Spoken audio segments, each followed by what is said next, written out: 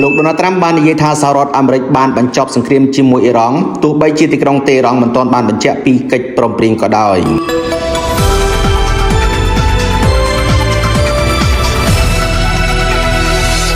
យោងតាមការចេញផ្សាយរបស់ CNN នៅយប់ថ្ងៃទី11ខែមិថុនាឆ្នាំ2026នេះលោកដូណាល់ត្រាំបានអះអាងថាសហរដ្ឋអាមេរិកនិងអ៊ីរ៉ង់ជិតឈានដល់ដំណោះស្រាយដ៏អស្ចារ្យដែលអាចបញ្ចប់ជម្លោះនិងបើកច្រកសមុទ្រហូមឡើងវិញលោកក៏បានបញ្ជាក់ផងដែរថាអនុប្រធានាធិបតីលោក JD Vance អាចចូលរួមពិធីចុះហត្ថលេខាលើកិច្ចព្រមព្រៀងនាពេលខាងមុខទោះបីជាយ៉ាងណាអ៊ីរ៉ង់មិនទាន់បញ្ជាក់ពីកិច្ចព្រមព្រៀងណាមួយឡើយអ្នកនាំពាក្យក្រសួងការបរទេសអ៊ីរ៉ង់បាននិយាយថា